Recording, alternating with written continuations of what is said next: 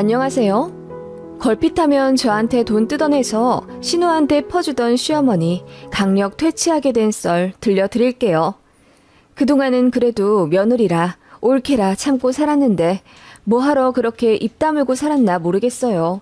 그냥 좋은 게 좋은 거라고 생각하며 웬만하면 맞춰드리려고 했던 건데 결국 그게 호구 잡히게 된 이유가 아니었을까 싶네요. 저는 결혼한 지 9년 차 된 초등학생 아이 엄마이고요. 맞벌이 한 지는 3년 정도 되었네요. 이제야 살림도 피고 아이도 많이 커서 여유도 생기고 좀 사람답게 살게 된 것 같아요. 그 전에는 외벌이에 집이랑 차 대출금 갚느라 아이 옷도 비싼 거 맘껏 못 사주고 그랬거든요. 그래도 마냥 전업은 아니었던 게 저는 주식으로 수익을 보고 있었습니다. 한 달에 많게는 300만 원, 적게는 100만 원 언저리로 벌면서 아이 학원비랑 한 달 소고기 값 정도는 제가 벌었습니다. 저희 결혼할 때 양가에서 지원 한 푼 안 받고 저희 힘으로 가정 꾸렸어요. 처음에는 오피스텔에서 신혼 시작하다가 그 다음은 17평 빌라, 그 다음은 23평 아파트, 그리고 지금의 34평 아파트로 차근차근 늘려간 거예요. 자가용도 처음엔 없었어요. 남편은 통근버스 타고 다녔고 저희끼리는 대중교통 이용해서 돌아다녔어요. 아이 어린이집 들어가면서부터 차 샀습니다. 남편 벌이가 500만 원 전후였는데 솔직히 검소하게 살아가면 절대 적은 돈은 아니라고 생각합니다. 최대한 모으고 모아서 지금의 집을 장만하게 된 거죠. 쓸데없는데 돈 안 쓰다 보니 저희는 옷도 한 번 사면 몇 년씩 입고 그렇습니다. 아들 옷도 물려받은 깨끗한 옷들 많이 입혔고 2월 상품 많이 사줬어요. 남자애라 새 옷 사줘도 한 번 밖에 나가면 여기저기 구멍 뚫려오는데 비싼 옷 사줄 이유도 없다고 생각했고요. 그런 저희 부부의 씀씀이를 누구보다 탐탁지 않게 생각하는 분이 계셨습니다. 바로 시어머니였는데요. 저희만 보면 그러셨어요. 돈 벌어다가 뭐하니? 매일 이렇게 구질구질하게 입고 다닐 거야? 메이커 좀 입고 다녀. 이름도 없는 보세에서 신발 사고 외투 사고. 이게 뭐니? 어머님, 요즘은 보세라도 얼마나 질이 좋은데요. 그리고 깔끔하게만 입고 다니면 되죠. 쓸 땐 좀 쓰고 그래야지. 한심스러워서 원. 하시며 저희 옷차림이나 돈 씀씀이에 간섭을 하곤 하셨는데 솔직히 이유는 하나였습니다. 그렇게 돈 아껴서 왜 용돈을 적게 주냐 이거였어요. 겉보기에 딱히 돈을 쓰는 것 같지가 않으니 저희가 많이 모아두었다고 생각하셨어요. 맨날 저희 통장에 얼마나 있냐고 물어보고 그러셨거든요. 저희 남편은 절대로 저희 자금 사정을 오픈하지 않았습니다. 어머님이 자꾸 쓸데없는데 돈 쓰고 그래서 어릴 때부터 아버지 돈도 많이 날리셨대요. 도박이나 큰 사치를 부리는 것도 아닌데 참 주머니에 구멍 달린 것처럼 뭘 어디다 그렇게 쓰는지 모르겠답니다. 예를 들어 시아버지가 생활비로 300만 원을 주시면 보통 세금이랑 식비 그리고 아들, 딸 교육비가 우선순위잖아요. 시어머님은 그런 것 없이 그냥 돈 들어오면 바로바로 써버리셨답니다. 소파가 마음에 안 든다며 가격 비교도 않고 그냥 처음 들어간 가구 상가에서 아무거나 바로 사버리고 아는 사람한테 돼지고기 20만 원어치를 한꺼번에 사질 않나. 그렇게 해서 산 돼지고기 저장할 냉장고가 없다는 이유로 김치 냉장고를 한 대 더 들이시고 그러셨대요. 그렇게 홀라당 돈을 쓰고는 남편이랑 신우 학원비 낼 돈이 없어서 아버지한테 또 달라고 하고 그렇게 부부싸움이 잦았다네요.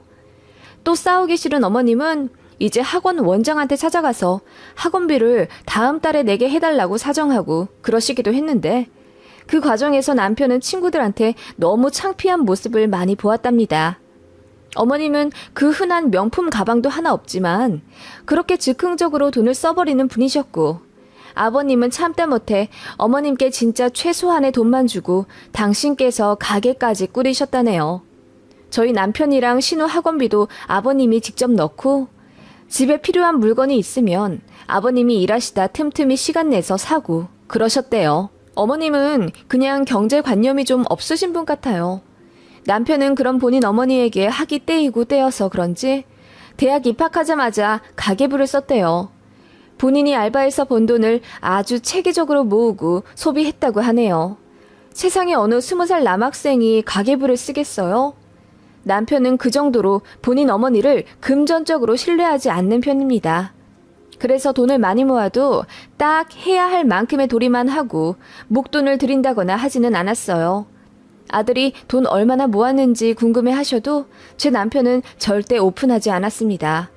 어머님이 아들 잘 살라고 보태주려 하기는커녕 시시때때로 눈독만 들이시거든요.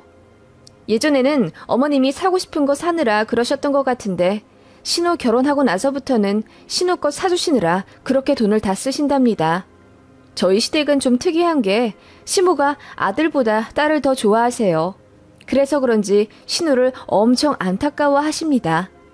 아들은 지 아빠 닮아서 여우같이 잘 먹고 잘 살고 딸은 엄마 닮아 순해서 당하고 산다고 생각하세요. 그래서 그런지 결혼 전부터 맨날 저한테 신우 용돈 좀 주라, 신우 겨울 잠바 좀 사줘라 등등 신우한테 잘해주길 엄청 요구하셨던 시어머니입니다. 그러면서 겸사겸사 어머님 본인 것도 사달라고 하고요. 신우가 3년 전쯤 결혼을 했어요. 그런데 솔직히 신우도 경제관념 없습니다. 제가 남편이랑 결혼할 때쯤 미씨였던 신우도 일을 하고 있었는데 한 달에 220만 원 정도 번다고 했어요. 그런데 카드값이 200만 원이 나왔답니다. 심지어 월세도 다달이 30만 원 정도 내야 하는데요. 그냥 앞날 생각 안 하고 써버리는 거죠. 그래서 오빠인 저희 남편한테 돈 좀 빌려달라고 매달 아우성이었고 그런 모습에 너무 질려서 몇 달 연락 끊고 산 적도 있답니다.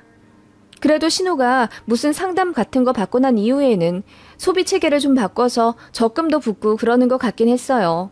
그래봤자 한 달에 10에서 20만 원 정도 저축하는 게 다이긴 했지만 예전 생각하면 장족의 발전이었습니다.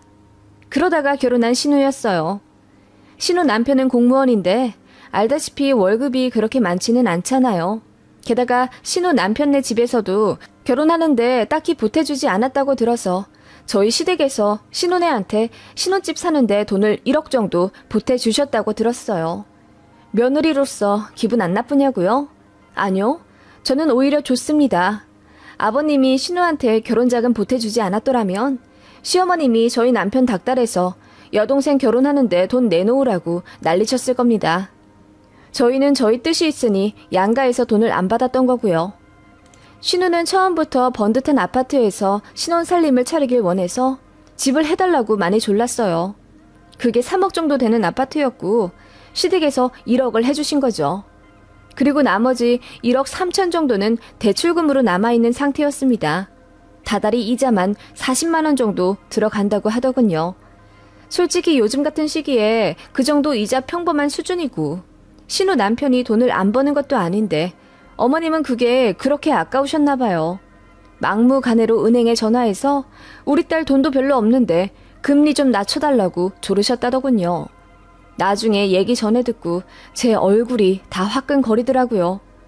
여기까지만 얘기해도 저희 시댁 분위기를 좀 아시겠나요? 시어머니가 여간 특이한 게 아닙니다. 솔직히 남편이 단호하게 끊어내니 망정이지.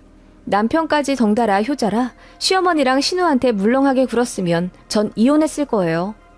그럼에도 불구하고 저한테까지 스트레스가 아예 없는 것도 아니었습니다.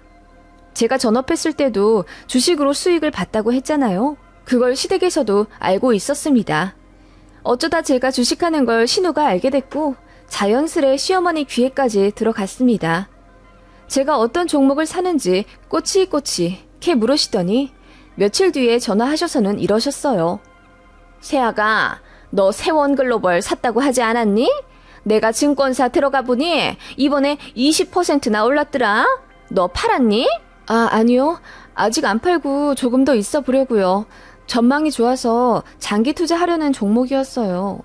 예, 빨리 팔아. 나중에 내려가면 어쩌려고? 어머님, 제가 알아서 할게요. 잔말 말고 팔아. 지금 팔면 수익이 한 30만 원 정도는 되니? 그럼 거기서 반 떼서 나 좀 주라. 내가 급히 쓸 때가 있어서 그래.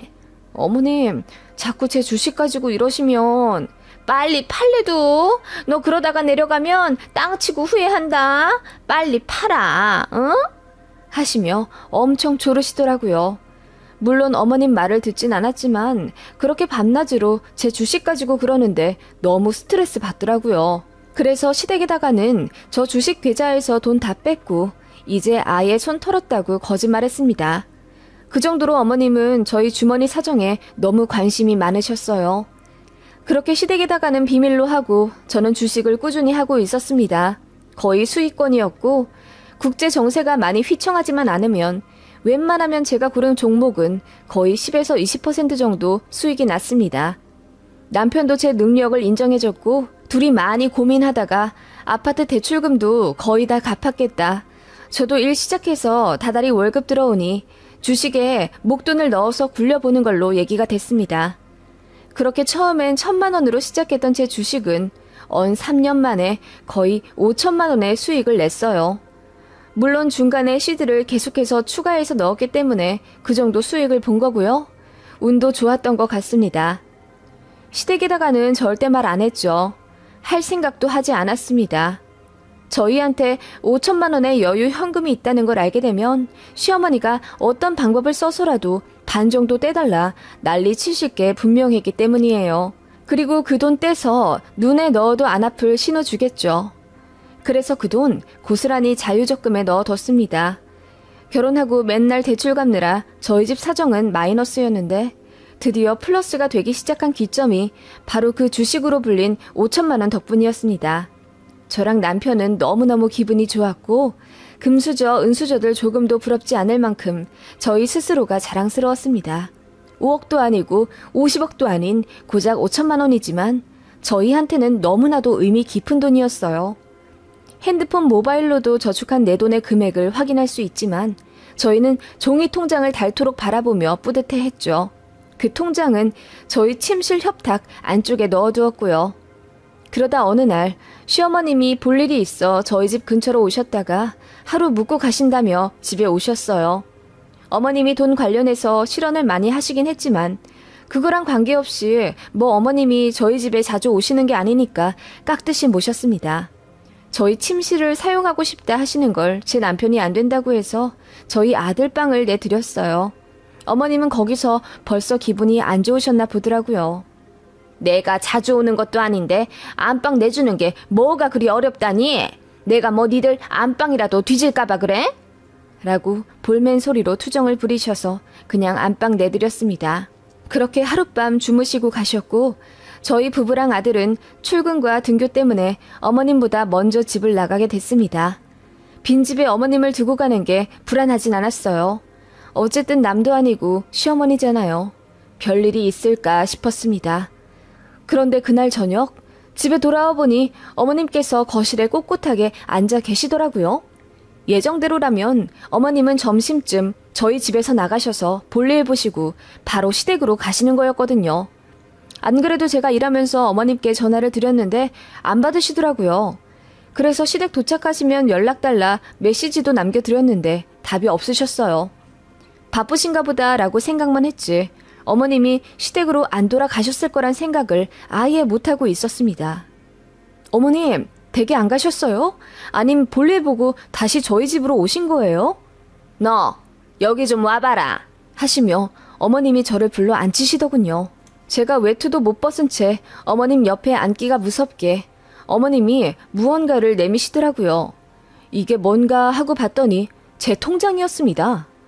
너네 대출금 갚느라 돈 없다고 하더니 이 5천만 원 남짓한 돈은 뭐냐?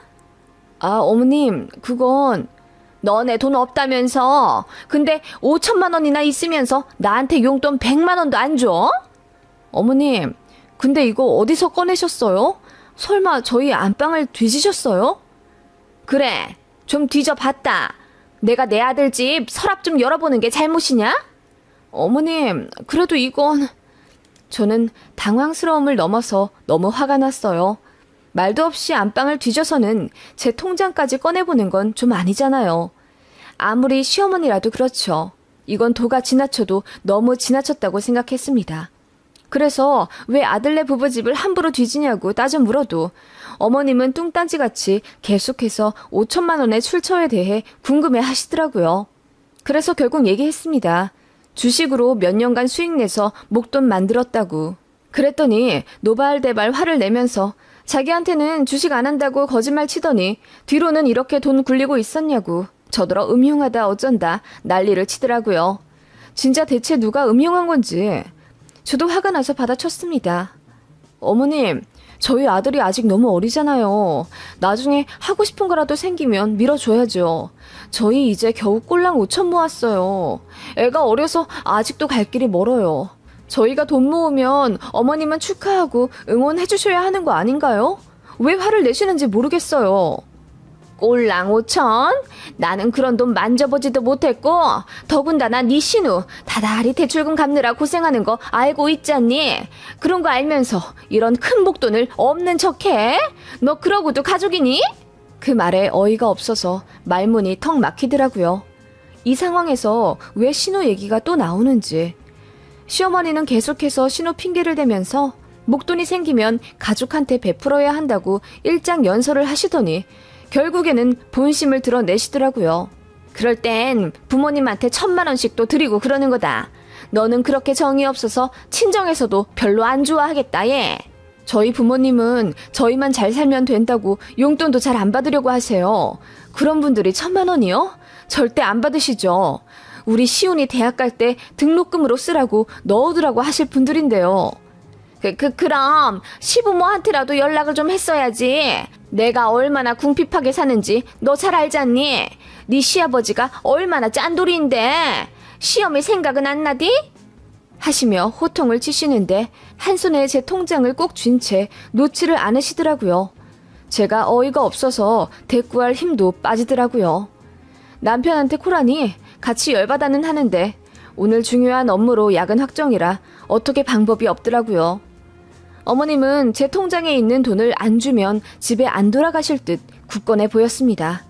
가족끼리 너무 정없다는 말만 앵무새처럼 반복하시고요. 제가 참다 못해 화를 내도 소용이 없더군요.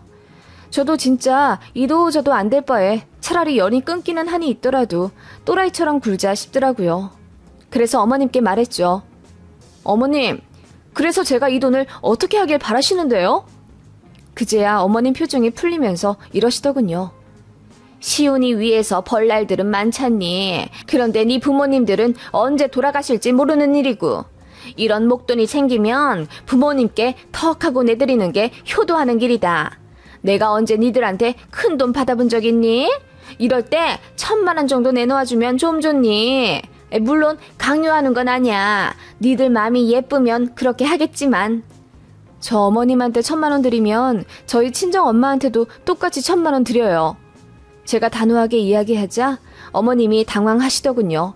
저희 시어머니 제가 친정에 뭐 해드리는 거 엄청 배 아파하셔서 눈에 불을 켜고 살펴보는 분이세요.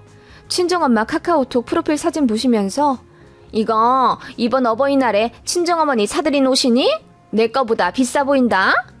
하면서 제가 친정에 조금이라도 더 돈 썼을까봐 전전긍긍 하신다고요. 그런 분이니 제가 친정에 1,000만 원 똑같이 드린다니 얼마나 싫으시겠어요.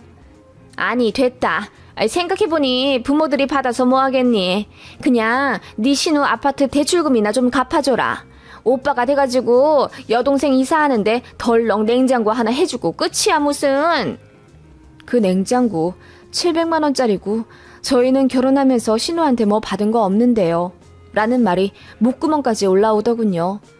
신우가 하도 냉장고 사달라 졸라서 500만 원 이하로 생각했었는데 무슨 김치냉장고 옵션까지 선택해서 700만 원이 넘어가더군요. 남편이 이렇게 비싼 건 안 된다고 하니 신우가 엉엉 울면서 졸랐고 시어머니까지 합세해서는 오빠가 돼서 그깟 냉장고도 하나 안 사주니? 네 동생네보다 니네가 훨씬 잘 살잖아.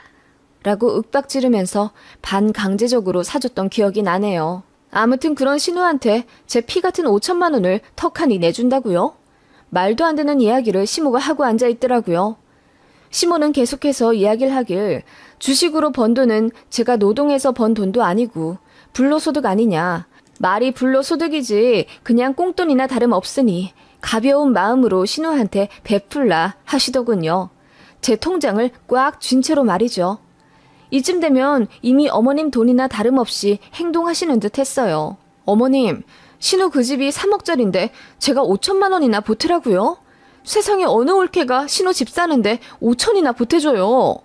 우리는 상황이 특수하잖니. 피땀 흘려 번 노동싹도 아니고 주식으로 번 돈 가지고 너무 그렇게 꽁하게 마음 쓰지 마라. 주식에다가는 돈 몇 천씩 펑펑 투자하면서 네 가족한테는 그렇게 아깝니? 가족한테 베푸는 게 훨씬 더 가치 있는 투자다. 어머님, 그럼 뭐 저더러 신우한테 투자하라는 말씀이세요? 어머님, 저 절대 손해 안 보는 투자하는 거 아시죠? 제가 이악 물고 말하자 시어머니가 당황해서는 아무 말도 못 하시더군요. 제가 이어 말했습니다. 그럼 이 돈 5천만 원 신우한테 줄 테니 그 집에 제 지분도 설정하는 걸로 할게요. 그 아파트 시세 오를 때마다 제 지분도 같이 오르는 거 아시죠? 저 지금 당장 법무사한테 연락할 수도 있어요. 제가 스마트폰을 들어 전화하는 척 하니까 시어머니 얼굴이 허해져서는 저더러 가족인데 무슨 그렇게 말을 하냐고 하더군요. 저는 어머님 말씀대로 가족한테 투자하는 심정으로 5천 보내줄 거고 그에 해당하는 값어치를 톡톡히 챙길 거라고 했습니다. 지분 설정하고 명의도 제 이름 넣는 조건으로 5천 주겠다 했어요. 그렇게 하면 신우집이 제 집도 되는 거 아시죠? 분기에 한 번씩 신우집 가서 내부 살펴보고 하룻밤 자고 올 거예요. 이 조건 넣어서 그럼 신우한테 5천 보낼게요. 라고 했더니 시어머니가 눈이 튀어나올 듯 놀라며 제 팔을 붙잡으시더라고요. 그 사이 제가 어머님 손에 있던 통장을 휙 빼앗아 날 박는 대로 변호사랑 법무사 상담받고 신우한테도 연락해 보겠다고 하니 얼굴이 허옇게 질려선 거의 싹싹 빌듯이 저를 말리시더군요. 솔직히 말해서 제가 신우한테 5천 주고 정말 그 아파트에 제 지분을 설정하는 게 가능한 건지는 잘 몰라요. 그냥 어머님 앞에서 잘 알지도 못하는 전문 용어 써가며 겁준 거예요. 그런데 제가 처음 보는 표정으로 정색하며 어머님한테 쉼없이 말하니 너무 놀라신 것 같더라고요. 그리고 제가 진짜 실행할 것 같아 보였는지 그야말로 애걸복걸하며 저를 말리시더군요. 됐다, 됐어. 뭐 그렇게까지 하니? 됐다, 알았으니까 그만해라. 하더니 그냥 나가시려 하시더군요. 그러면서 다신 너희한테 연락 안 한다. 니들이 그러고도 가족이야? 세상에, 내가 니들한테 또 연락하면 이제 내가 네 며느리다.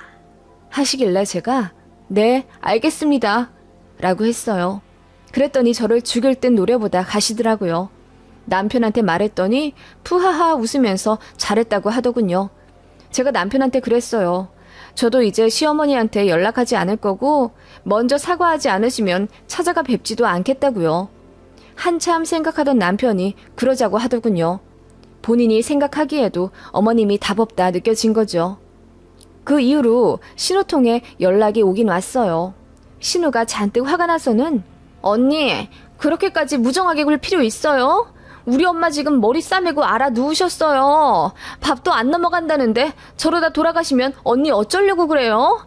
당장 가서 사과하고 오세요. 라고 하길래 어머님은 저 보기 싫어하실 거예요. 절대 연락 안 한다고 하셨거든요. 먼저 연락하면 어머님이 이제 제 며느리 하겠다고까지 말씀하셨는데요. 라고 하니 신우가 말을 더듬으며 당황하더군요. 그렇게 지금 시댁 왕래 안 한 지 10개월 넘고요. 설이랑 추석은 물론 저번 어버이날에도 시댁 안 갔습니다. 아버님하고만 통화했고요. 어머님은 저한테 연락을 못하니 카카오톡 상태 메시지에 저를 저격하는 욕 같은 걸 막 써놓으시더라고요. 천하의 못된 년, 인정머리 없는 년 같은 말이요. 누가 봐도 저를 향한 말이지만 저는 코웃음밖에 안 나더군요. 더 정 떨어지고 더 연락하기 싫어요. 그간은 착한 며느리, 착한 올케병에 걸려서 하고 싶은 말도 시원하게 못하고 살았는데 그렇게 질러버리니 차라리 속 시원하고요. 막무가내 개념 없이 행동하는 시모랑 신우, 이제 더는 안 봐도 돼서 좋습니다. 혹시나 다시 연락하거나 만나게 돼도 저는 그냥 무대뽀로 나갈랍니다.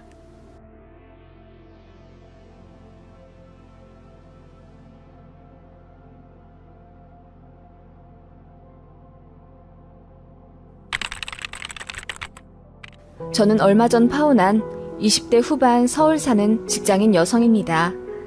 1년 정도 사귄 결혼할 남자와 호텔 예식장까지 예약했는데 상견례 앞두고 파혼했네요. 예비시모가 준 선물 하나 때문에 말이죠. 그 일 아니었으면 저는 지금쯤 예정대로 결혼을 진행하고 있을 거고 사람들한테 청첩장 다 나눠주고 난 후에는 사람들 이목 때문에 어쩌면 이러지도 저러지도 못한 채로 울고 있을지도 몰라요. 차라리 그 정도 진행됐을 때 끝낸 게 천만다행이라고 생각합니다. 그런 미친 집안에 제가 시집가게 될 거라는 걸 상상만 해도 소름이 끼치니까요. 전 남친은 공기업 다니는 엘리트였습니다. 예전부터 오빠 동생 사이로 알고 지낸 사이였고 제가 오래 사귄 남친이랑 헤어지자마자 전 남친이 바로 대쉬해서 사귀게 됐어요. 전 남친 집안은 꽤 부자였어요. 인천에 5층짜리 건물 하나 있다고 들었고 부천에서도 숙박업 장사하는 집안이라고 알고 있습니다. 현금이 많은 집안이라 2000년 후반쯤 부동산 폭락했을 때 강남에 있는 싸게 나온 아파트들을 서너 채 사들였대요. 그렇게 또 몇십억 벌고 아무튼 이래저래 수완이 좋은 집안 같더라고요. 그런 사람이 저 좋다고 들이대니 결혼 정년기에 홀랑 넘어갈만 했던 것 같아요. 매너도 좋고 이래저래 사람은 참 좋다고 생각했거든요. 요리도 잘했고 자상한 사람이었어요. 그리고 제가 예대를 나와 아동 미술 쪽에 취업했는데 이쪽 계열 특성상 연봉이 그리 높지 않습니다. 선생님 소리는 들어도 별로 돈벌이 될 만한 직업은 아니에요. 저희 집은 전 남친 집에 비해 평범한 수준이었고요. 아버지 어머니 공동사업하고 계시고 용인에 아파트 자가로 하나 갖고 계세요.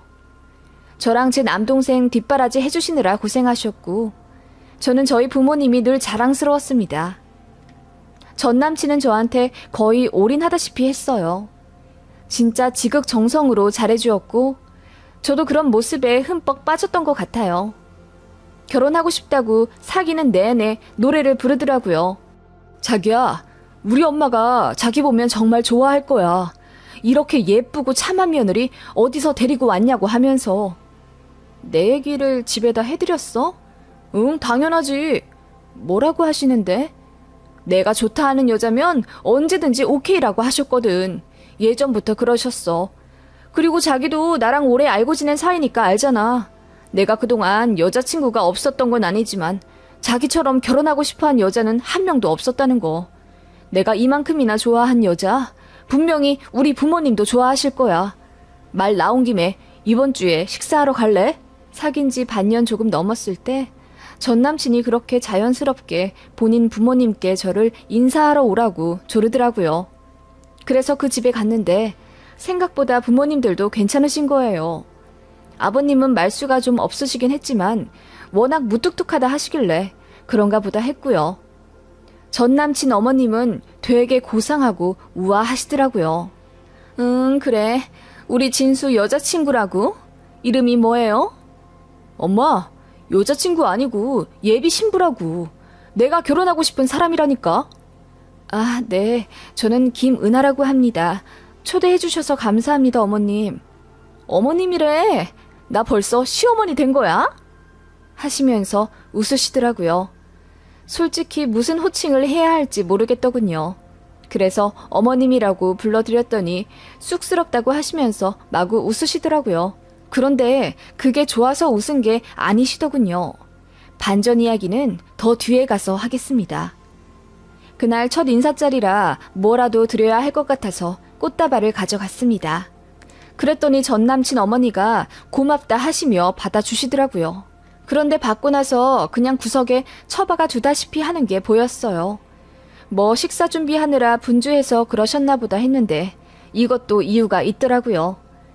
아무튼 어머님은 거의 한정식 코스 요리처럼 음식을 만들어 주셨어요. 진짜 과분하다 싶을 만큼 잘 얻어먹어서 저도 너무 감사하더라고요. 그래서 연신 웃음꽃 만개하며 식사 자리에 앉아 있었죠. 전 남친 엄마가 저희 집 호구조사를 시작하시더라고요. 그래서 저희 집 사업하시는 거랑 제 남동생 약대 간 거, 그리고 제 비전에 대해 간략하게 설명을 해드렸어요. 그랬더니 표정이 좀 묘하시더라고요. 웃는 것도 아니고 인상을 찌푸린 것도 아니고 뭔가 마음에 안 드시는 것 같긴 한데 아들이 하도 옆에서 잘 봐달라 보채니 억지로 웃으시는 것 같기도 하고 그랬습니다. 어쨌든 첫 식사는 그렇게 끝났고 전 남친은 설레발 치면서 이제 제가 자기네 가족 다 된 거라고 기뻐 죽으려고 하더라고요. 전 남친은 그 식사를 한 2주 뒤에 저에게 정식 프로포즈를 했습니다. 명품 다이아 반지를 내밀면서 올해가 가기 전에 꼭 식을 올리고 싶다고 하더군요. 그때 저도 너무 감동했기 때문에 눈물을 흘리면서 그 프로포즈를 오케이 했습니다. 인연이라고 생각했어요. 오빠 동생으로 오래 알고 지낸 세월 역시 다 우리 사랑의 복선이라고 의미 있게 여겼습니다. 그렇게 행복한 마음으로 전 남친은 저희 집에 데려가 엄마 아빠께 소개시켜 드렸어요. 전 남친이 되게 깍듯하고 또 어른들께 싹싹하게 구는 사람이라 저희 부모님도 참 좋아하시더라고요. 게다가 솔직히 말해서 집안도 부자고 직장도 좋으니 금상첨화겠죠. 그렇게 저희 집에서는 전 남친을 엄청 환영해줬어요. 물론 경제적인 면으로도 너무나 완벽한 사람이지만 무엇보다 저를 많이 좋아해 주었고 매너도 좋은 신사적인 남자였으니까요. 다만 엄마가 걱정하시더라고요. 그 집이 그렇게나 부자라면서 그런데 우리 같은 평범한 집이랑 사돈으로 엮이고 싶어 하실까? 물론 엄마 눈에는 우리 딸이 최고지만 엄마 아빠가 평범해서. 저번에 만나 뵀을 때 내가 얘기 다 했어. 별 말씀 안 하시던걸? 그리고 인상이 좋으셨어. 말투도 온화하시고. 엄마가 걱정할 만한 그런 일은 일어나지 않을 거야. 저도 그렇게 말은 했지만 솔직히 내심 걱정이 되는 건 사실이었어요. 저희 집은 최대한 이돈 저돈 끌어모아서 1억에서 1억 5천 정도 저에게 해주실 수 있다고 하셨고 그 안에서 예물예단 전부 해결해야 한다고 하셨습니다. 저는 모아둔 돈이 3천만 원 정도 있었고요. 그래서 남친에게 얘기를 했더니 그냥 몸만 오면 된다면서 큰 소리를 뻥뻥 치더라고요. 그래도 어떻게 결혼하는데 아무것도 안 해. 오빠 내가 잘 살긴 하지만 나도 성의를 보여야지. 우리 집이 아예 없는 것도 아닌데. 됐어. 우리 엄마가 강남에 집 하나 해준다고 했어. 지금 전세 주고 있는데 그 집들 중에 나 하나 준다고 했으니까 걱정 마. 그리고 가정가구도 우리가 다 할게. 너는 걱정 안 해도 돼. 아니 오빠, 그래도 어떻게 그래. 그럼 내가 가진 돈이라도 다 보탤게. 됐다니까. 하면서 전 남친은 아무것도 걱정하지 말라며 큰 소리를 뻥뻥 치더군요. 신랑 쪽에서 집을, 무려 강남에 있는 아파트를 떡하니 신혼집으로 내주신다는데 아무리 남자가 자기가 다 해오겠다고 해도 신부 쪽은 마음이 불편할 수 있잖아요. 그래서 신부 쪽에서 가전 가구 정도는 넣을 거라고 전 남친 부모님께 잘 말씀드려달라고 했어요. 그런데 그날 밤 저한테 모르는 번호로 전화가 오더라고요. 받아보니 전 남친의 어머니였습니다. 여보세요? 응, 나 진수 엄마예요. 늦은 밤 전화해서 미안해요. 아, 네, 안녕하세요. 아닙니다. 혹시 무슨 일 있으신가요? 그게 아니라 내일 나 좀 봤으면 하는데 점심이 좋아요? 저녁이 좋아요? 아, 내일이요? 내일은 사실 제가 오후 8시까지 강의가 있어서. 강의? 그 애들 가르친다는 그거? 한 달에 200만 원 번다면서 그게 그렇게 나보다 중요한 일이에요? 나는 결혼할 사람 엄마인데. 네? 그게 무슨... 농담이지. 그래서 내일은 안 된다는 건가? 아, 점심시간은 될 것 같긴 한데요. 그럼 장소를... 내가 그쪽으로 갈게. 식당은 뭐 알아서 예약을 해줄래요? 그럼 내일 봐요. 그렇게 본인 할 말만 하고 끊어버리는 전 남친 엄마와의 통화에 저는 어안이 벙벙했어요. 무슨 일이길래 그렇게 갑자기 약속을 잡자고 한 건지. 게다가 통화 내용이 은근히 기분이 나빴어요. 200만 원 벌면 직업이 아닌 건가요? 예비 시어머니보다 더 중요한 게 어딨냐는 그 말투에 마음이 복잡해지더라고요. 그래서 남친에게 전화를 걸었는데 안 받더라고요. 그렇게 찝찝한 마음으로 다음 날을 맞이했는데 전 남친은 본인 엄마가 저한테 연락했는지도 모르더라고요. 그냥 예비 며느리랑 식사 한번 하고 싶은가 보지. 자기 회사 근처로 간다는데 점심이나 맛있는 거 사달라고 해, 우리 엄마한테. 그러길래 일단 알겠다고는 했는데 가슴이 왠지 모르게 무거워졌습니다. 그렇게 점심시간이 되었고 저는 일식당 예약해서 예비 시모에게 알려드렸어요. 그렇게 만나 뵈었는데 처음 만났을 때랑 다르게 얼굴에 웃음기가 하나도 없으시더라고요. 그 모습에 솔직히 좀 무섭기까지 했고요. 전 남친 엄마, 그러니까 예비 시모가 이러더군요. 아니, 우리 아들한테 얘기를 듣자 하니 솔직히 복장이 좀 터져야지. 네? 그게 무슨 말씀이세요? 가전 가구를 해오겠다고 했다면서? 아, 네. 집 마련해 주시는 거에 비하면 너무 약소하지만 저도 할 수 있는 데까진 보태고 싶어서요. 어머님 혹시 언짢으신 부분이 있으세요? 무슨 대단한 가전 가구를 해오려고 그러나 내가 궁금해서. 네? 아니, 우리가 몸만 오라고 했는데 왜 굳이 아득바득 뭘 해오려고 해? 그래도 이 정도는 했다 나중에 큰 소리 치려고 그런 건가? 내가 진수한테 해주는 강남 아파트 그거 시세가 얼마인지 알아요? 그게 19억이야. 아무리 좋은 가정가구 해와봤자 그 집 사정에 몇 천만 원 정도밖에 안 될 텐데 그 얼마 되지도 않는 성의로 좀 비벼보겠다는 건가? 예비 시모의 논리는 이러했습니다. 몸만 오라는 자기네 말을 무시하고 가전가구를 해오겠다는 신부 쪽 태도가 너무 어이가 없다는 겁니다. 반에 반도 안 되는 돈으로 무슨 성의를 보였다고 큰소리 치려고 그러냐면서 저와 저희 부모님이 무슨 안 좋은 의도가 있는 것 마냥 모함을 하시더라고요. 그것도 아주 우아한 목소리로 말이에요. 어머님, 그게 아니라요. 저도 신혼집부터 강남 아파트에서 살게 해주신 것에 대해 너무 감사하고 또 제 분에 넘친다고 생각해요. 저희가 진수 씨네 비해서 평범한 건 사실이니까 그래도 할 수 있는 만큼은 저희도 성의를 보이고 싶어서. 무슨 마음인지는 나도 알겠는데 하면서 말을 딱 끊으시더니 한숨을 쉬시더라고요. 어차피 해와봤자 별로 티도 안 나는데 굳이 쓰지 마시고 부모님 노후에 쓰시라고 해요. 그리고 나는 이렇게 내 말에 토다는 거 별로 안 좋아해. 예비 시모는 우아하게 웃으면서 말엔 가시가 잔뜩 있더라고요. 저도 모르게 움츠러들었고 저는 정말 집에 가고 싶었습니다. 예비 시모는 그 말 하려고 저랑 식사하자고 한 거라면서 편하게 먹으라고 하시더라고요. 그런데 진짜 체할 것 같은 기분에 소화도 안 되더군요. 그러더니 제가 하는 일이 힘들다고 들었는데 결혼하면 당연히 일 관둘 거 뭐하러 이러고 있냐면서 점심 먹고 회사 복귀하지 말고 그냥 집에 가자고 하시더라고요. 너무 놀라서 제가 네? 아니 지금 당장 사표를 내라뇨. 어머님, 저 결혼하고도 이 일 계속하고 싶어요. 결혼하고도 일하라고 진수 씨가 저 응원해준댔어요. 라고 했더니 또 한숨을 깊게 쉬시더라고요. 화를 참는다는 듯이요. 내가 내 말에 토다는 거 별로 안 좋아한다고 말했을 텐데 우리 은하 씨는 많이 배우고 고쳐야겠다 하시면서 일어나시더군요. 그렇게 엉겹결에 식사가 끝났고 예비 시모가 떠난 자리에서 저는 한참을 멍 때리고 있었습니다. 대화 내용만 보면 저한테 나쁠 거 하나 없긴 하겠죠. 결혼할 때 몸만 가지고 와. 결혼하고 나면 괜히 힘들게 일하지 말고 쉬어라. 이 얼마나 달콤한 말인가요? 그런데 시종일관 저는 인격적으로 잔뜩 무시받은 듯한 느낌이었습니다. 그냥 찍소리 하지 말고 순종적으로 시집 오라는 거잖아요. 너무 기분이 안 좋더라고요. 그래서 예비 신랑한테 얘기했더니 저더러 예민한 거라고 하더군요. 우리 엄마가 며느리 생각 많이 해주는 건데 뭐가 그렇게 기분이 나빠. 결혼하기 전이라서 그런가 봐. 아니면 요즘 여자들 시자 들어가면 다 싫어한다던데 우리 엄마도 시어머니라서 다 고깝게 들리는 거야? 자기 그런 사람 아니지? 라고 하더군요. 답답한 대화에 저희는 약간 다투게 되었어요. 그러다가 예비 신랑이 미안하다며 앞으로는 제 입장 더 생각해 주겠다고 싹싹 빌었고 그냥 흐지부지 넘어가게 되더라고요. 다만 저는 이대로 결혼을 정말 해도 되나 싶은 생각이 마음 한켠에 들고 있었죠.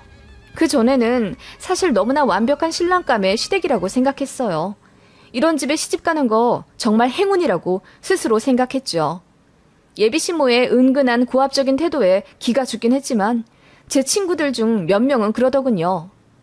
야, 그런 부잣집에 시집가면서 그럼 뭘 바란 거야? 그래도 교양은 있으시다면서 돈도 한 푼 없으면서 괜히 며느리 잡고 쌍욕하는 시댁들도 많아. 그런 집에 비하면 양반이지. 그래, 솔직히 말해서 많이 기우는 건 사실이잖냐. 그러면 그 집이 하라는 대로 해야지 뭐. 저희 집 조건이 많이 딸리니까 순종적인 태도를 요구할 수도 있을 거라면서 제 친구들 역시 예비시모 편을 들더군요. 제가 배부른 투정을 하고 있다면서요. 주변의 태도에 저도 생각을 고쳐 먹으려고 했던 것 같아요. 그렇게 예정대로 결혼 진행 중이었고 예비 신랑이랑 결혼할 식장 알아보고 신혼여행지 정하고 그랬습니다. 예비 시댁 쪽에서 잘 아는 스님께 결혼 날짜를 받아왔다며 저희 집에 여쭤보라고 하셔서 날짜까지 정해진 상태였어요. 요즘은 상견례 전에 미리 식장 예약도 하고 그러잖아요. 어머님은 호텔식을 하고 싶다고 하셨기에 원하는 날짜에 식 올리려고 미리 예약까지 했습니다. 예비 신랑은 이제 정말 제가 자기 여자가 되기 직전이라면서 설레어 했어요. 저는 예비 시댁이 걱정이 되긴 했지만 저 역시 새롭게 펼쳐질 제 삶에 기대가 되면서 행복해했습니다. 그렇게 상견례 날짜도 정해졌고 예비 신랑이랑 그날 입을 옷도 쇼핑했습니다. 그런데 예비 시모가 상견례 전에 저 좀 잠깐 보자고 하시더군요. 어쩐지 불길한 마음이 들어서 예비 신랑이랑 같이 식사하면 안 되냐고 했더니 저한테 줄 선물이 있다면서 단둘이 보자고 하시더군요. 조금 긴장된 마음으로 약속 장소에 나갔죠. 예비 시모가 환하게 웃으면서 저를 맞아주시더라고요. 분명 초반에는 분위기 좋았습니다. 어머님이 좀 순종적인 며느리 타입 좋아하시는 것 같아서 되도록 맞춰드리려고 했어요. 그랬더니 기분이 더 좋아지신 듯 약주도 시켜 한잔 하시더라고요. 취기가 오르면서 어머님은 약간 말투나 태도가 풀어지셨고 점점 걸걸해지시더라고요. 그러더니 갑자기 생각이 났다면서 저한테 선물을 주시더라고요. 내가 선물 준다고 했잖아. 한번 열어봐. 라고 하시길래 저는 이게 뭔가 받았습니다. 가로로 긴 선물 박스였는데 크기에 비해 매우 가벼웠어요. 그걸 낑낑대며 열자마자 저는 순간 제가 술이 취해서 잘못 본 건 줄 알았습니다. 다시 봐도 믿겨지지 않을 물건이 선물 상자에 들어있더군요.